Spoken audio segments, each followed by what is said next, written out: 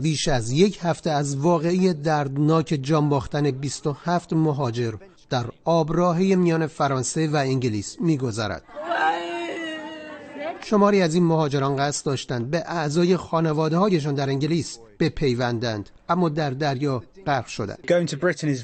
برای دریافت ویزا و پیوستن به همسرش در انگلیس اقدام کرد، اما هر بار با تأخیر و مدت طولانی نتیجه نگرفت و ناچار به انتخاب این راه شد.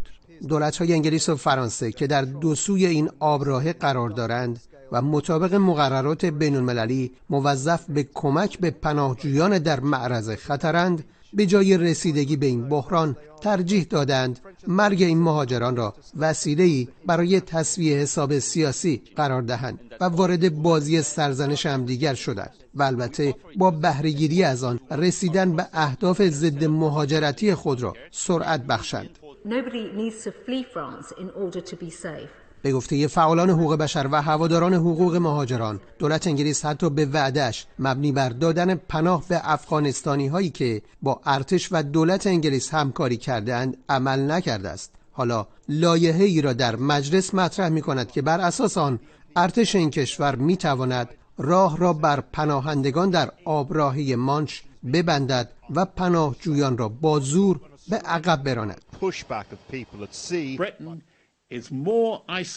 اکنون بریتانیا به اندازه‌ای در اروپا منزوی شده که در 500 سال اخیر سابقه نداشته و با این گونه اقدامات ادعاهای حقوق بشریش هم به شدت زیر سوال رفته. بر اساس این لایحه درخواست پناهندگی از انگلیس نیز باز هم سخت‌تر می شود و وزیر کشور انگلیس هر زمان که مایل باشد می تواند حق شهروندی را از افراد غیر سفیدپوست بگیرد.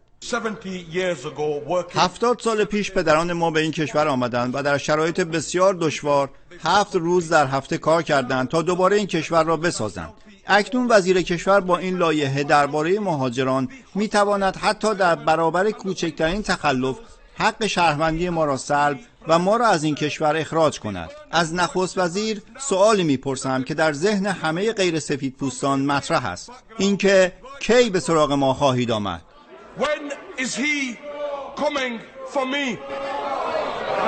هولناکتر این که یکی از بازماندگان فاجعه غرق شدن قایق پناهجویان گفته با ورود آب دریا به قایق چند پناهجو با نیروهای فرانسوی و انگلیسی تماس گرفتند و درخواست کمک کردند، اما مأموران در هر دو دولت پاسخ دادند کمک به آنان وظیفه دولت مقابل است و در نتیجه 27 زن و مرد و کودک دیگر جان باختند.